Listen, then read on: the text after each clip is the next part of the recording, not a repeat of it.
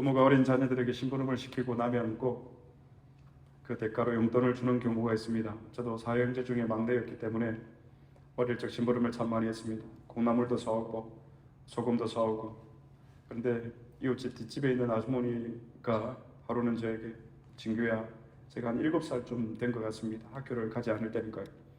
바카스티아 하나 사다 줄래? 라고 저에게 심부름을 시켰습니다. 당연히 심부름을 하고 나면 용돈이 생기는 것을 알기 때문에. 그래서 가면서 약국에 가면서 바카스티. 그런데 약국에 가니까 이 바카스티가 기억이 안 나는 거예요. 그래서 약사가 아야 뭘 줄까? D 하는데 원비디 그러시더라고요. 네, 원비디 주세요. 그래서 바카스티를 사다 드리지 못 사오라고 했는데 저는 원비디를 사다 준 적이 있습니다. 지금 생각해 보면 크게 잘못 사다 준 건 아닌 것 같습니다. 바카스티나 원비디나. 그래서 바카스티를 사지 않고 원비디를 사다 주면서 이건 아닌 것 같다라고 생각이 되어져서 그 원비디와 거스름돈을 그 뒷집 이웃집 아주머니 집 문 앞에 두고 문을 두드리고 그냥 도망쳐 나온 적이 있습니다. 그리고 얼마 있다가 그 아주머니께서 저를 이렇게 부르시더라고요. 괜찮다고. 그래서 그 남은 거스름돈을 저에게 용돈을 주신 적도 있습니다. 또 어머니께서 콩나물을 100원어치 사오라고 하면 어머님은 콩나물 가격과 똑같은 100원을 심부름값으로 주셨습니다. 실제로 심부름한 것보다 훨씬 더 많은 용돈을 주셨습니다. 이러한 경우는 여러분, 우리가 심부름값이라기보다는 선물에 가까울 것입니다. 사랑하는 여러분, 우리는 하나님께로부터 받은 선물들이 너무 많이 있습니다. 내가 내 손으로 수고하고 땀 흘려서 열심히 일해서 내가 얻은 모든 것들은 사실은 하나님의 선물이라는 사실입니다. 성경을 한번 찾아보겠습니다. 시편 24편 1절 말씀입니다.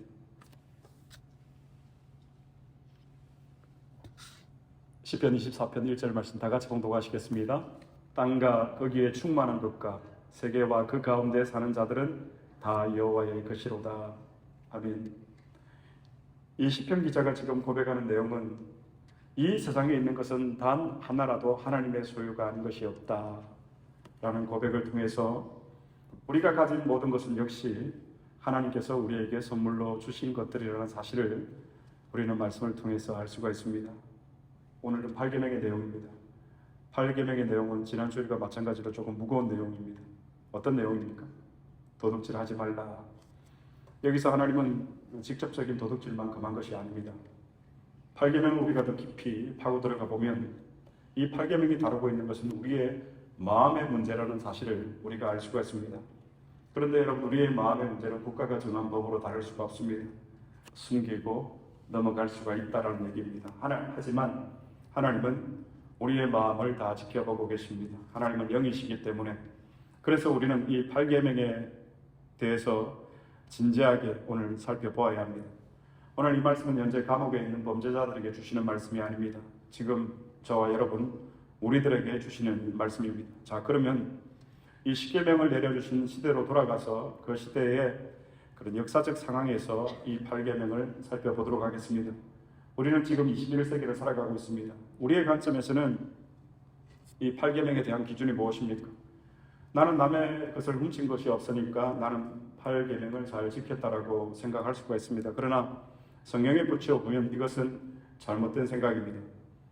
하나님께서 애굽에 종살이 하던 이스라엘 백성들을 구원하여 주시고 하나님께 큰 죄악을 범하며 사는 가나안 사람들을 심판하시고 그 적각 꿀이 흐르는 가나안 땅을 이스라엘 백성들에게 주셨습니다. 성경은 이 이야기를 우리에게 하고 있으면서 우리는 한 가지 의문을 가져야 합니다. 왜 하나님께서 그렇게 하셨는가? 이것은 아브라함과 맺은 언약을 따라서 하나님의 선물로 가나안 땅을 이스라엘 백성들에게 주신 것입니다. 따라서 이스라엘 백성들이 가나안 땅에 들어가서 살게 될 때에는 그들이 자기의 소유라고 주장할 수 있는 것이 하나도 없었습니다. 하나님께서 적각 꿀이 흐르는 이 가나안 땅을 이스라엘 백성들에게 선물로 주신 이유는 그 땅에서 어떻게 살아가고 거룩한 하나님의 자녀, 하나님의 백성으로 제사장 나라로서 그 사명을 감당하라고 가나안 땅을 하나님께서 이스라엘 백성들에게 선물로 주셨습니다. 이 하나님께서 가나안 땅을 선물로 그들에게 주셨기 때문에 그 땅에서 그들은 하나님이 주신 선물을 가지고 서로 싸우거나 훔치는 일은 없어야 했습니다. 성경에 보면 기업이라는 말이 나옵니다. 이 기업이라는 말은 여러분 하나님과의 언약 관계에 있다라는 사실을 설명하는 말입니다. 그래서 우리 교우 중에 사업을 하신다 그러면 개업 예배를 드리러 가잖아요. 그럼 그 개업 예배에 가서 이렇게 기도를 합니다. 하나님, 이 직장이, 이 사업장이 하나님의 기업이 되게 해 주시옵소서. 하나님과의 언약 관계 안에 있다라는 것을 전가하는 말이 바로 기업이라는 말입니다. 이 기업이라는 말이 또 성경에 우리의 자녀들에 대해서 이 자식은 하나님이 주신 기업이라고 말씀하고 있습니다. 성경을 한번 찾아보겠습니다. 시편 127편 3절 말씀입니다. 시편 127편 3절 말씀. 우리의 자녀들을 생각하시면서 다 같이 한번 봉독해 보겠습니다. 보라, 자식들은 여호와의 기업이요 태의 열매는 그의 상급이로다. 보라, 자식들은 여호와의 기업이요 태의 열매는 그의 상급이로다.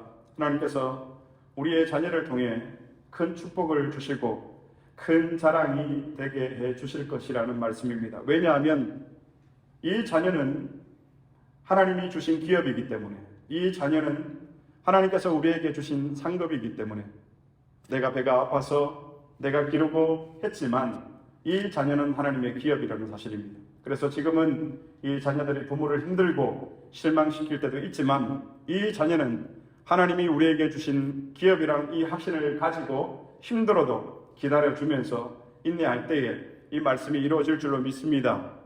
자녀는 하나님이 우리에게 주신 무엇이라고요? 기업, 상급. 그래서 이스라엘 백성은 가나안 땅을 이 선물로 받은 다음에 제비를 뽑아서 각 지파별로 그 땅을 나누어 가졌습니다. 그리고 그 땅은 그들의 무엇이 되었습니까? 기업이 되었습니다. 하나님과의 언약 관계 안에 있는 이 증거, 이것이 바로 기업. 그러므로 하나님의 백성들은 다른 사람의 기업을 탐내거나 욕심을 내어서는 안 됩니다. 오직 하나님께로부터 선물로 받은 자신의 기업을 소중하게 여겨야 했습니다. 하나님께서는 이스라엘 백성들에게 거룩한 제사장 나라와 하나님의 백성으로 이 사명을 감당하도록 가나안 땅을 선물로 주시면서 이 8계명의 말씀을 함께 내려주셨습니다. 도둑질을 하지 말라. 우리가 잘 알고 있는 내용인데요. 사도행전 5장에 보면 아나니아와 삽비라 부부 이야기가 나옵니다. 그들 부부는 자기의 소유를 팔아서 그 중에 얼마를 사도들 앞에 가지고 왔습니다. 여러분, 아름다운 일인 것 같습니다. 겉으로 보기에는. 그런데 그들은 베드로에게 오히려 책망을 듣습니다. 성경을 한번 찾아보겠습니다. 베드로전서 5장 8절 말씀. 베드로전서 5장 8절 말씀. 다 같이 봉독하시겠습니다. 베드로가 이르되 그 땅 판값이 이것뿐이냐 내게 말하라 하니 이르되 예 이것뿐이라 하더라. 성경에 보면 아나니아와 삽비라 부부는 땅을 팔아서 그 땅을 판값 모두를 바쳤다라고 했습니다. 베드로가 그들에게 어떻게 묻습니까? 그 땅 판값이 이게 전부냐? 라고 묻자, 그리고 그들은 예 이것이 전부입니다 라고 대답을 했습니다. 그러자 베드로가 그들을 꾸짖습니다. 사도행전 5장 말씀 다 같이 봉독하시겠습니다. 땅이 그대로 있을 때에는 네 땅이 아니며 판 후에도 내 마음대로 할 수가 없더냐? 어찌하여 이 일을 내 마음에 두었느냐? 사람에게 거짓말한 것이 아니요 하나님께로다. 이 구절의 이해를 돕기 위해서 오늘 사도행전 5장 4절의 말씀을 현대인의 성경 번역으로 다시 한번 우리가 봉독해 보겠습니다. 다 같이 봉독하시겠습니다. 땅을 팔기 전에도 그것은 당신의 것이 아니었소. 그리고 땅을 판 후에도 그 돈을 당신 마음대로 할 수 있지 않았소. 그런데 어째서 이런 일을 생각하게 되었소? 당신은 사람에게 거짓말한 것이 아니라 하나님에게 거짓말한 것이요. 땅을 팔기 전에도 그것은 당신의 것이 아니었어. 그리고 땅을 판 후에도 그 돈을 당신 마음대로 할 수 있지 않았어. 그 땅의 소유는 여러분 아나니아와 삽비라 부부의 소유였습니다. 개인의 재산, 그것이 동산이든 부동산이든 개인이 소유하는 것은 여러분 옳은 일입니다. 성경도 개인의 사유재산권을 인정을 합니다. 그런데 여기서 중요한 것은 그 소유가 어디에서 왔는지 하는 것입니다. 만물의 주인이 누구인지를 우리가 알지 못하고 하나님을 잊고 하나님을 잊어버리고 물질을 쫓는 것이 바로 도둑질이라는 사실을 이 사도행전 5장을 통해서 말씀은 우리에게 교훈하고 있습니다. 이렇게 보면 남의 것을 뺏는 것만이 여러분 도둑질이 아닙니다. 또 다른 간접적인 도둑질이 있습니다. 우리들은 하나님 앞에서 내가 도둑질을 하면서도 이것이 도둑질인 줄도 모르고 하는 경우가 많이 있습니다.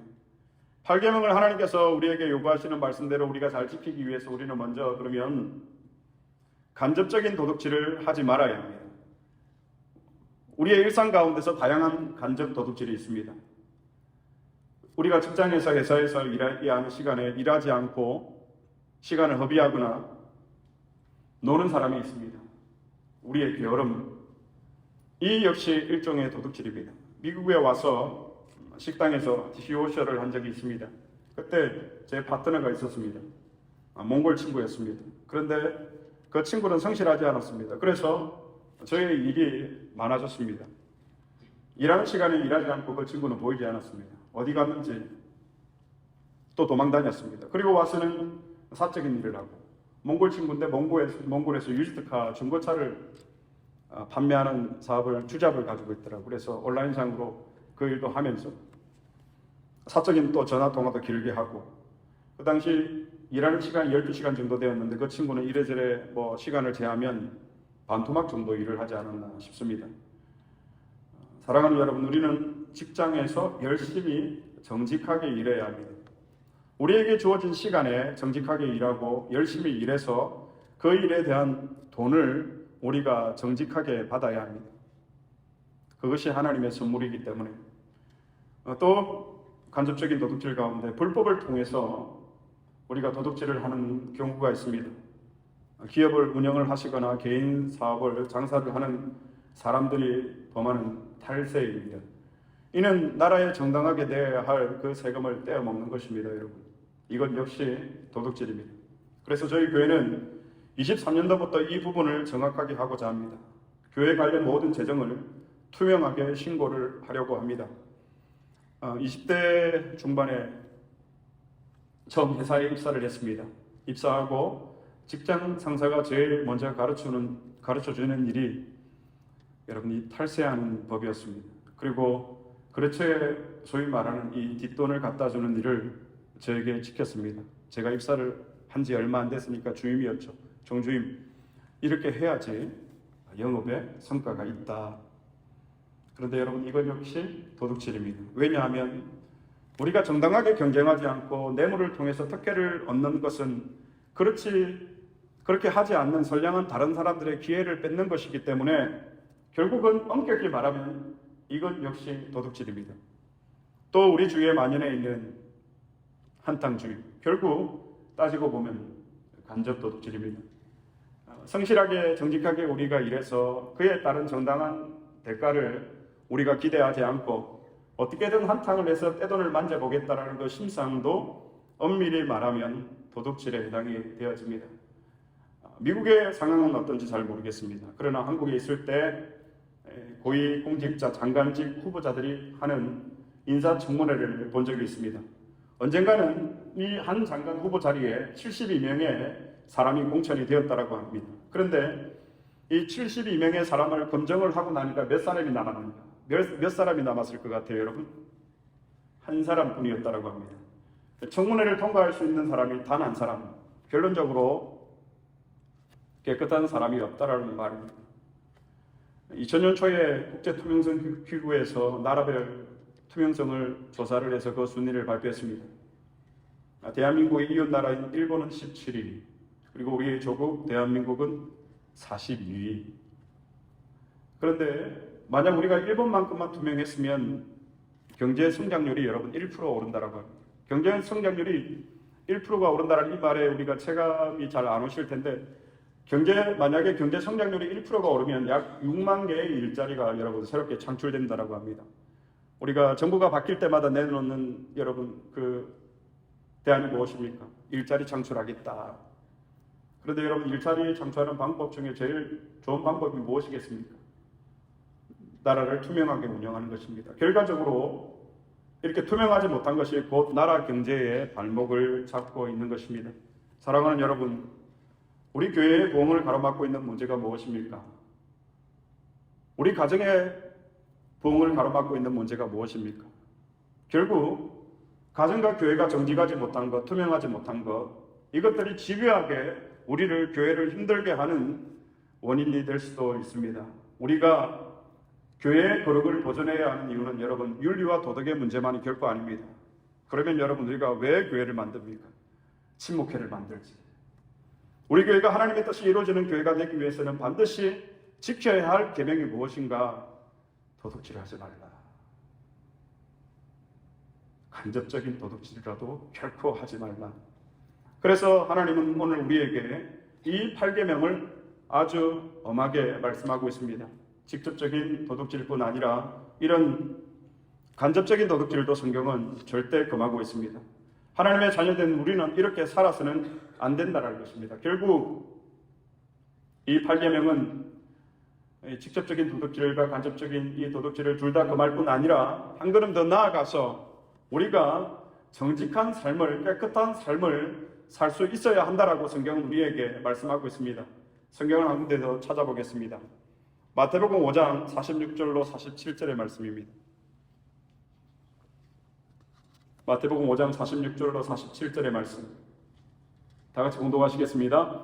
너희가 너희를 사랑하는 자를 사랑하면 무슨 상이 있으리요? 세리도 이같이 아니하느냐? 또 너희가 너희 형제에게만 무난하면 남보다 더하는 것이 무엇이냐? 이방인들도 이같이 아니하느냐? 무슨 말씀입니까, 여러분? 세리도 이같이 아니하느냐? 이방인들도 이같이 아니하느냐? 너희는 세리들보다, 이방인들보다 더 할 수 있어야 한다는 말씀입니다. 즉 너희는 세상 사람들보다 더 할 수 있어야 한다. 저와 여러분, 우리 그리스도인을 향한 말씀입니다. 세상 사람들보다 우리가 조금 나아서는 안 된다는 말씀입니다. 하나님의 자녀들은 탁월하게 정직한 삶을 살 수 있어야 한다는 것이 성경이 오늘 우리에게 가르쳐주는 말씀입니다. 적당히 타협하면서 세상 사람들처럼 경제 논리를 따르면서 살아도 되는 것이냐? 결코 그렇게 살아서는 안 된다는 것입니다. 말씀을 맺겠습니다. 사랑하는 여러분, 바닷물 속의 염분이 몇 프로인지 여러분 아십니까? 그 양이. 과학자들에 따르면 이 바닷물의 염분이 약 3.5% 정도 된다고 합니다. 즉 10%도 아니고 이 3.5%가 되는 소금기가 바다 전체를 짜게 만든다는 것입니다. 이 지구상의 기독교인의 전체 비율을 여러분 약 20%라고 종교학자들이 봅니다. 즉 5명 중에 1명이 기독교인입니다. 이 숫자는 엄청난 수치입니다. 우리 한 사람 한 사람이 우리가 있는 그 삶의 현장에서 빛과 소금으로 바로 설 수 있다면 여러분, 이 세상은 썩지 않는 놀라운 세상이 되어진다는 것입니다. 그러나 이 세상이 썩어가는 이유가, 그 책임이 어디 있는가? 우리가 오늘 성경을 통해서 우리의 자신들, 우리의 가정, 우리의 교회들을 살펴보아야 할 것입니다. 여러분, 사람들이 왜 도둑질의 유혹을 받습니까? 뭐니 해도 돈이 최고이기 때문입니다. 이 세상 사람들은 이 돈만 있으면 된다, 돈이 최고다라는 이 경제 논리에 사로잡혀서 물불을 가리지 않고 그렇게 살아가고 있습니다. 그러나 하나님의 자녀인 우리는 경제 논리를 붙들고 사는 사람이 아니라 믿음의 논리를 붙들고 살아가는 사람들입니다. 성경을 한 번 더 찾아보겠습니다. 히브리서 13장 5절 말씀입니다. 다 같이 공독하시겠습니다. 돈을 사랑하지 말고 족한 줄로 알라. 그가 친히 말씀하시기를 내가 결코 너희를 버리지 아니하고 너희를 떠나지 아니하리라 하셨느니라. 아멘. 돈을 사랑하지 말고 있는 바를 족한 줄로 알라. 우리 주님이 이렇게 말씀하시는 이유가 무엇입니까? 그냥 우리를 향해서 돈을 사랑하지 말고 있는 줄로 족한 줄로 알라. 너무 야속한 하나님 아니십니까? 그런데 우리 주님께서 이렇게 말씀하시는 이유가 분명히 있습니다. 그 이어서 나오는 말씀이 무엇입니까? 내가 결코 너희를 버리지 아니하고 너희를 떠나지 아니하리라 하셨느니라. 아멘. 그래서 우리는 돈을 사랑하지 않을 수가 있는 것입니다. 그래서 우리는 있는 줄을 족한 줄로 자족하며 살아갈 수가 있습니다. 아니, 목사님 그런 얘기하지 마세요. 뭐가 있어야지 이것을 족한 줄로 알고 살아가죠. 없으면 없는 줄을 족한 줄로 알고 살아가야 합니다. 왜 그렇습니까? 내가 결코 너희를 떠나지 아니하고 버리지 아니하시기 때문에. 우리가 여러분 이런 확신이 없으면 우리가 8계명을 여러분 우리가 당당하게 지켜낼 수도 없고 이 세상 가운데서 우리가 천국을 보여줄 수도 없습니다. 이 말씀을 붙드시기를 바랍니다. 내가 너희를 버리지 아니하고 내가 너희를 떠나지 아니하리라. 우리의 자녀, 우리 하나님이 주신 기업이라면 하나님께서 책임지신다. 우리는 이 약속을 붙들고 사는 하나님의 자녀들입니다. 왜? 이 하나님이 우리의 삶을 책임져 주실 것을 우리가 믿기 때문에. 아이들이 가끔 말을 듣지 않을 때 저는 그럽니다. 야, 내가 너희들 유학시켰다. 여러분, 제가 어떻게 저 아이들을 유학시키겠습니까? 그러나 내가 너를 결코 떠나지 아니하고 버리지 아니하리라. 돈을 사랑하지 말고 있는 줄을 족한 줄을 알라. 그러면 하나님께서 우리의 모든 범사를 책임지시고 이끌어 주시겠다라는 그 말씀에 대해서 우리가 믿음으로 반응하느냐 그렇지 않느냐, 이것이 우리의 미래의 삶으로 나타나게 되어질 것입니다. 사랑하는 여러분, 돈이 좀 없다고 낙심하지 마시기 바랍니다. 절대로 기죽지 마시기 바랍니다. 돈이 없다고 절망하지 마시기 바랍니다. 왜? 이런 염려는 세상 사람들이 하는 것이기 때문에. 그런데 우리가 똑같이 그런 사람들과 같이 낙심하고 기죽고 절망하고 염려하고, 여러분, 우리가 누구입니까? 오래전에 본 영화 대사를 한마디 옮기도록 하겠습니다. 우리가 돈이 없지 여러분 가오가 없습니까? 우리가 누구입니까? 하나님의 자녀입니다. 그 하나님이 누구이십니까? 살아계시고 전능하신 하나님 아버지가 우리 곁에 계십니다. 내가 너희를 결코 버리지 아니하고 떠나지 아니하리라. 이 말씀을 가슴에 간직해서 정직하게 빛과 소금으로 살아서 도둑질하지 말라는 이 8계명의 말씀을 엄격하게 순종하고 지키시는 저와 여러분이 될 수 있기를 그리스도의 이름으로 축복합니다. 제가 한번 기도하겠습니다. 사랑하는 주님, 도둑질하지 말라. 하나님, 내가 언제 도둑질했습니까? 하나님, 내가 언제 남의 것을 훔쳤습니까? 라고 어려움으로 우리가 살아가는 것 같지만, 간접적인 도둑질로 인하여서 우리의 마음이 양심이 하인맞아서 이것이 도둑질인 줄도 깨닫지 못하고 살아갈 때가 많이 있습니다. 아버지, 정직하지 못한, 깨끗하지 못한, 투명하지 못한 우리를 용서해 주시고, 이런 부모가 있는 그 가정의 자녀들이 얼마나 고통을 받겠습니까? 이런 목사, 이런 책본자가 있는 교회 얼마나 고통을 받고 얼마나 어지럽겠습니까? 하나님, 도둑질하지 말라는 이 짧은 말씀이지만 오늘 이 말씀 가운데 우리에게 주시는 하나님의 준엄한 명령이 있음을 깨닫습니다. 주님, 돈을 사랑하지 말고 있는 줄을 족한 줄로 알라. 왜냐하면 내가 결코 너를 버리지 아니하고 떠나지 아니할 것이기 때문에. 주님, 이 말씀을 붙잡고 8계명의 말씀을 순종할 수 있는 사랑하는 성도와 교회가 되어질 수 있도록 축복하여 주옵소서. 감사드렸고 우리 주 예수 그리스도 이름으로 기도드리옵나이다. 아멘.